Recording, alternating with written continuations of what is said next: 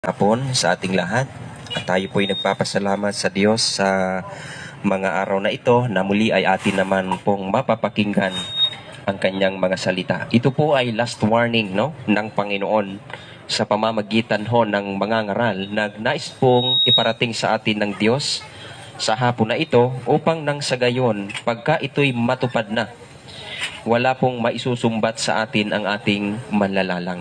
Sapagkat ang layunin po ng Diyos sa pamamagitan ng messenger in the last days ay upang tayo po'y palalahanan sa mga bagay na mangyayari sa lalong madaling panahon. Kung alin po ba ang ating tatanggapin, kung tatak ba ng tao or authority ng tao or authority ng Diyos. Nasa atin po ang pagpipili, mga kaibigan. Kaya kahapon ating napag-aralan yaong patungkol sa tunay na pagsamba. Kaya kung meron din po tayong sasambahin, walang iba kundi ito po yaong Diyos na gumawa ng langit at ang lupa.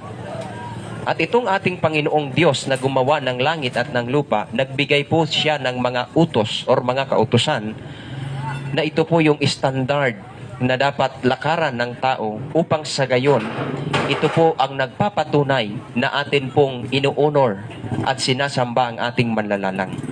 Subalit, mayroon pong binabanggit sa Biblia, sa banal na kasulatan, at ito po ay hula ng ating kapatid na si Propeta Juan, na sumulat ng Revelation. Ito po ay kaniyang sinabi sa aklat ng Apokalipsis 14, ang bersikulo ay 9 hanggang 10, na ganito ang sabi, "At ang ibang anghel, ang pangatlo ay sumunod sa kanila na nagsasabi ng malakas na tinig, kung ang sino man ay sumamba sa hayop at sa kanyang larawan at tumanggap sa tandang tanda sa kaniyang noo o sa kaniyang kanang kamay, ay iinom din naman siya ng alak ng kagalitan ng Diyos." So ito po yung ating pag-aaral, the wrath of God or kagalitan ng Diyos na kanyang ibubuhos sa sangkalupaan. Mayroon pong nabanggit dito, mga kapatid, yaong kung sino man ang tatanggap ng tatak or tanda ng hayop, ito pong hayop na binabanggit dito ay walang iba kundi ito po yung tatak or authority ng Bishop of Rome. So uulitin po natin, mga kapatid, ito po ay hindi po intensyon na saktan ng ating damdamin. Ito po ay pag-aaral na dapat nating buksan ang mga ating kaisipan, ang ating mga puso sa katotohanan na nilalaman ng Bible. Sapagkat nasa ating pong kamay ang kasagutan at nasa ating mga kamay ang ating pagpipili. Kung atin po bang tatanggapin ang doktrina or turo ng Bishop of Rome na siya po yung Antikristo sa huling panahon na ito, ang sabi po ng Bible, kung sino man ang tatanggap ng tanda or tatak ng halimaw, ay tatanggap siya ng kagalitan ng Diyos. Ito po yung buot ng Panginoon na ibubuhos sa sangkalupaan na mga tao na nagsitalima doon sa authority ng tao, particular the Antichrist, the Bishop of Rome or the Papacy. Kaya naman, mga kapatid, itong ating kaisipan, itong ating hinahangaan, at ito yung ating iniisip na sila ang lingkod ng Panginoon during sa panahon ito, na dyan sa nakaluklok sa Vatican City, the Bishop of Rome, siya po ang Antikristo sa huling panahon na ito. Sapagkat mayroon po siyang mga turo na ito po ay lapastanganan sa Diyos. Nagpapasamba siya sa kanyang sarili. Siya po'y nagpapatawad ng kasalanan ng tao, bagamat ito po, mga kapatid, ay blasphemy against God. Sapagkat kung mayroon mang magpapatawad at mayroon mang magsasabi na Diyos or Panginoon ng mga Panginoon, ito po ay naka-address sa ating Panginoong Hesukristo. Kaya naman, mga kapatid ko at mga minamahal, ito po ay napaka ating pong aalamin, sapagkat ito po ang panahong ito na nais pong iparating sa atin ng Diyos, sapagkat ang mga tao ay kanyang pipilitin through the enforcer. Yung enforcer niya, mga kapatid, the United States of America.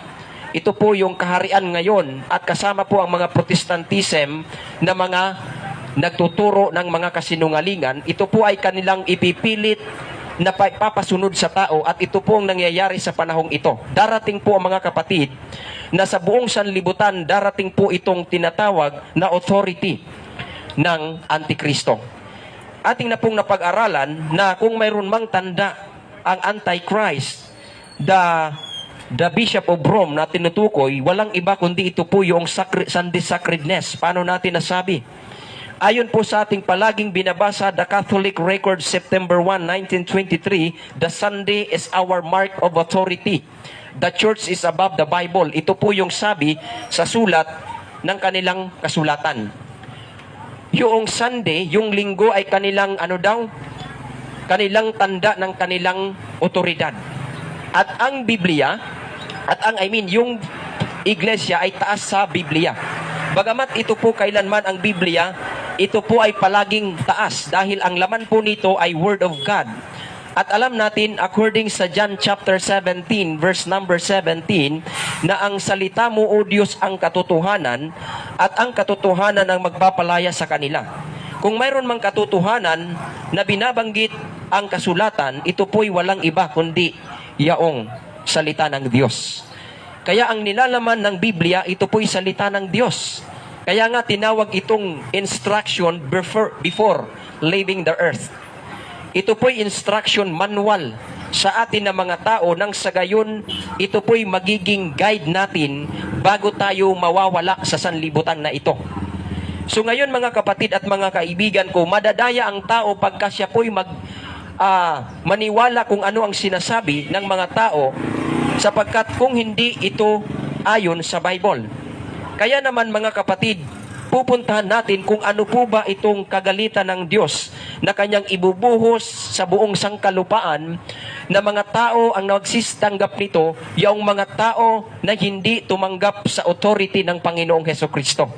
Ibig sabihin, hindi authority ng Diyos ang kanilang tinanggap, kundi authority ng Bishop of Rome through the enforcer, the United States of America and the Protestantism.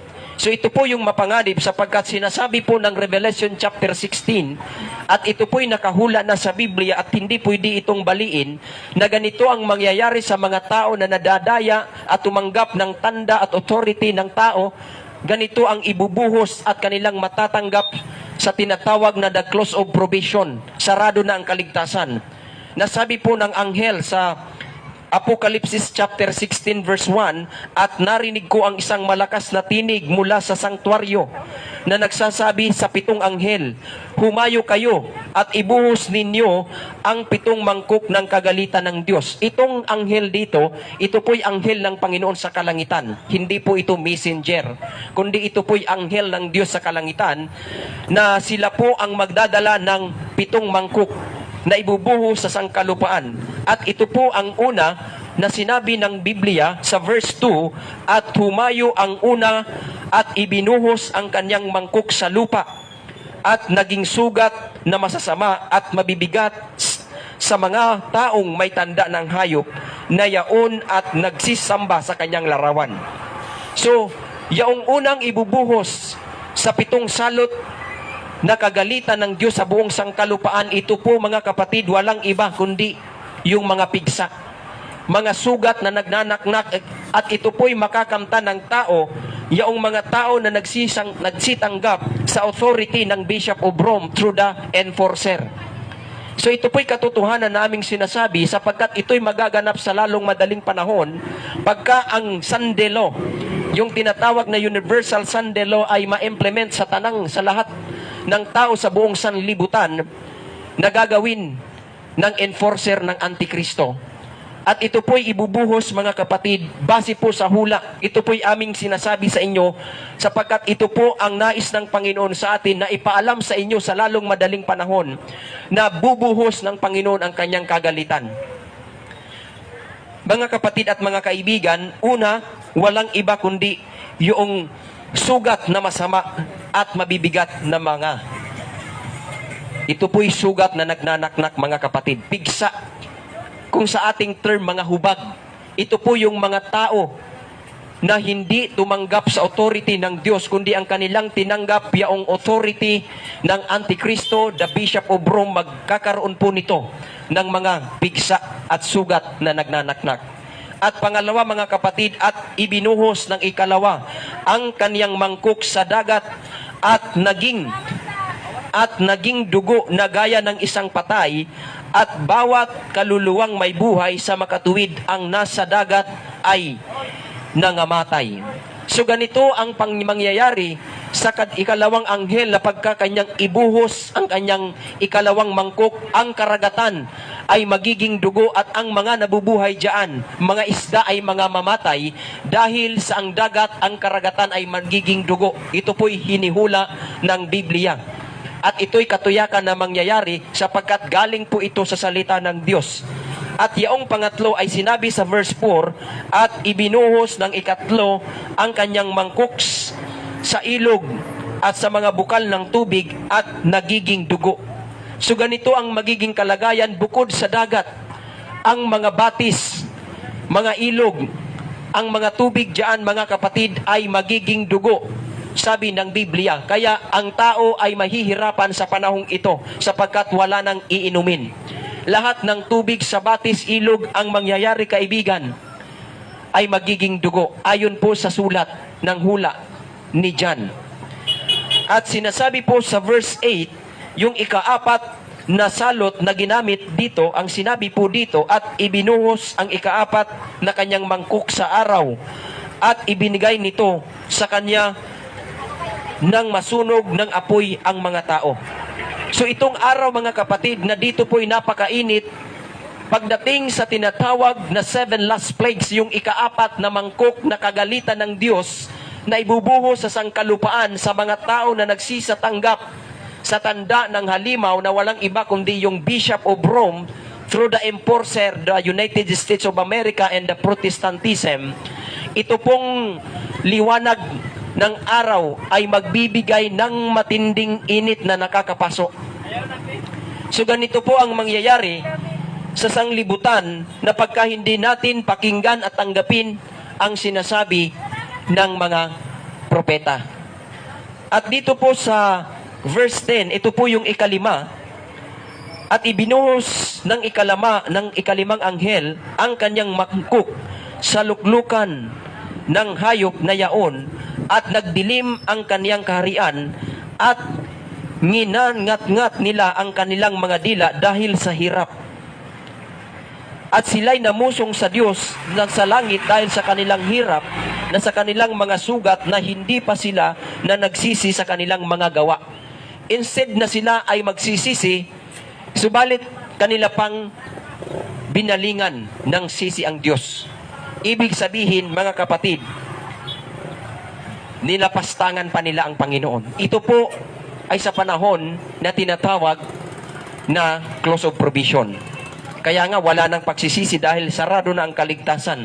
Ang tao ang matuwid ay magpapakamatuwid, ang mga banal ay magpapakabanal, at ang masasama ay magpapakamasama, at ang mga marurumi ay magpapakarumi ayon sa sinasabi ng Biblia. Ito pong, mga kapatid, na binabanggit po ng Bible, ito po'y mangyayari bago magpaparito ang Panginoong Hesukristo. Ito po'y hindi isang pananakot, kundi ito po'y warning ng Panginoon sa atin sa panahong ito upang sa gayon, huwag tayong humantong sa ganitong kalagayan. Na ang tao'y maghihirap, magkakaroon ng sugat na nagnanaknak, ang tao ay mapapaso sa matinding init dahil sa kanilang pagtanggap sa authority ng tao na hindi utos ng Diyos. Remember, mga kapatid, na ating pong napag-aralan na ito pong mga itinuturo sa sangkatauhan ng mga Christianity na hindi mula sa Diyos, ay mapanganib po ito pagka sa tao ang ating sinusunod. Bakit po ba? Ito po'y hindi paninira, kundi ito po'y biblical teaching, sapagkat ganito ang sabi ng ating Panginoong Hesukristo sa aklat ng Marcos Kapitulo 7, ang talata po ay 6 hanggang 7, na nagiging walang kabuluhan ang pagsamba ng tao sapagkat ang kanilang sinusunod walang iba kundi katuruan ng tao. So, maraming nagsasabi na isa lang ang ating sinasamba, Diyos, Pero mayroon pong pagsamba na hindi nakakalugod sa Panginoon pagka ang ating sinunod authority ng tao. Sapagka kung ano ang ating pinapahalagahan sa ating buhay, siya yung ating sinasamba. Kaya nga kung bubuksan natin ang ating mga Biblia, sa aklat ng Roma Kapitulo 6, ang talata ay 16, na ganito ang sabi, hindi ba ninyo nalalaman na kung kanino ninyo inihahandog ang inyong mga sarili na pinakaalipin upang tumalima, ay kayo'y mga alipin niyaong tinatalima ninyo. So ganito po ang nangyayari sa sanlibutan upang sa gayon ang tao'y takutin upang sumunod sa mga batas ng tao na ito'y hindi batas ng Panginoon. At ito po'y mapanganib mga kapatid sapagkat kung sino ang ating binibigyan ng ating pagsunod, ito po yung ating pinaglilingkuran sa ating buhay. Dito po nakasentro ang ating pagkatakot sa Kanya. Sapagkat yung pagkatakot sa Kanya, according sa aklat ng Ecclesiastes chapter 12, na ganito ang sabi ng Biblia, matakot kayo sa Diyos at sundin nyo ang Kanyang mga utos sapagkat ito ang buong katungkulan ng tao. So yung pagkatakot sa Diyos, susunod po dito yung pag-obey sa Kanyang kalooban. Pagka tayo ay natatakot sa batas ng gobyerno na ating pong itong nakikita, nakakakalabag sa authority ng Diyos at sa kautusan ng Panginoon, ibig sabihin natatakot tayo sa batas ng gobyerno na alam natin na ito po ay hindi ayon sa Diyos. Pagka ating sinusunod ang kautusan ng Diyos, ibig sabihin yung ating pagkatakot ay nakasentro sa Kanya, doon sa manlalalang. Kaya sa panahong ito mga kapatid, sa ating pag-aaral, atin pong ipinaparating po sa inyo ng Diyos sa pamamagitan ng mga ngaral kung saan natin iuukol ang ating pagsamba o kung saan natin iuukol ang ating pagkatakot, kung ito po ba sa tao na nagkiklaim na siya ang kapalit ng anak ng Diyos, the Antichrist, the Bishop of Rome, the Papacy, or Diyos na manlalalang na nagbigay sa atin ng ating mga buhay o gumawa ng langit at ng lupa. Kaya mga kapatid at minamahal ko, ito po yung kagalitan ng Diyos na nais ng Diyos sa atin na ipaalam upang sa gayon pagka natupad ang mga hula ay wala tayong maisusumbat sa Kanya. Sapagkat ang panahong ito na ating pag-aaral, napakahalaga po nito sa ating mga buhay. Kung paano sa panahon ni Jonas, na si Jonas ay nagbigay ng babala sa panahon ng Ninive, na siya po'y nangangaral ng paggunaw ng Ninive. Ito po'y warning hindi para takutin ang lugar ng Ninive, kundi upang palalahanan upang wag humantong sa pagkasira at pagkawasak ang bayan na yaon. Kaya itong ating pag-aaral sa oras na ito, tayo po'y pinapaalalahanan ng Diyos ang bayang ito na sa huling panahon na ito ay ating talimahin ang ating pag-iisip sa kautusan ng Diyos, sapagkat ang ginawa ng Antikristo, the Bishop of Rome, ay kanyang pinalitan ang kautusan ng Diyos ng mga kasinungalingan. Katuruan ng mga tao na sa atin ay hindi magdadala doon sa liwanag ng Panginoon, kundi doon sa kapahamakan. Kaya nga ano ang sabi sa Roma chapter 1 verse 25? Ang katotohanan ng Diyos ay kanilang pinalitan ng mga kasinungalingan, at ito po ang ginagawa ng Bishop of Rome in the last days, the Antichrist na nakaluklok sa Vatican. Kaibigan ko, wag po tayong buksan po natin ang ating kaisipan sapagkat tayo po'y nasa huling panahon na. Ang kumukontrol sa sanlibutan, ito po yung enforcer ng Antikristo na walang iba kundi ang malakas na gobyerno sa buong sanlibutan, the United States of America. Diyan po mga kapatid ang batas na ating pong palaging kinakatakutan ang nangyayari sa sanlibutan na ito, bagamat ito po'y hinuhulaan ng propeta na si Juan na ito po'y darating sa lalong madaling panahon at ito po'y mangyayari sa lalong madaling panahon. Kaya pagka natupad ang mga hula, pagka tinanggap ninyo ang tatak ng halimaw na Antichrist, ang kanyang authority, ang kanyang mga katuruan, pagka ating itong ipasok, tanggapin sa ating mga kamay at ipasok sa ating kaisipan, mga kapatid, sabi po ng Biblia, tatanggap po ang mga tao ng kagalitan ng Panginoon. Subalit itong ating pag-aaral mga kapatid, ito po ay magmumulat sa atin sa katotohanan. Nabuksan po ninyo ang inyong mga Biblia at ang inyong mga puso sa huling panahon na ito, sapagkat ang mga bagay na mangyayari sa buong sangkalupaan ay nalalapit na. Pagka hindi po natin tanggapin ang mensahe ng Diyos sa huling panahon na ito po'y magiging saksi laban sa mga tao sa lugar na ito sa araw ng paghuhukom. Ito po'y layunin ng Diyos sa inyo. Ang layunin ng Panginoon sa atin. Sa bawat isa sa atin na mapaabutan pa tayo ng ibanghelyo na walang hanggan. Sapagkat ito pong ibanghelyo ng Panginoon from the Old Testament, from the New Testament, at saka sa ngayon, walang pagbabago ito mga kapatid. Sapagkat mayroon pong pangangaral pagka mayroon pong nilalabag na kautusan. Sapagkat ang paglabag sa kautusan ay kasalanan according to the Bible. 1 John chapter 3 verse 4. Mga kapatid ko at minamahal, dahil sa mahal tayo ng Diyos na siyang lumalang ng langit at ng lupa at nagbigay sa atin ng mga buhay, tayo po'y pinapaalalahanan sa huling panahon na ito na tayo po'y magsisi at manumbalik sa Panginoon at magkaroon tayo ng pagkatakot sa Kanya. Sapagkat siya po'y bumigay ng kautusan na ito'y para lamang sa Kanya, na dapat siya lamang ang ating sambahin. Kung ikaw mang kapatid ay inyong nakaugalian hanggang sa panahong ito na ikay lumuluhod sa mga larawan na inanyuan na may mga mata subalit hindi nakakakita, ito po ay hindi tunay na Diyos ayon sa Biblia. Ito po'y turo ng tao na gusto niyong sundin. Sapagkat ang dyablo ay desperado na sambahin siya ng tao.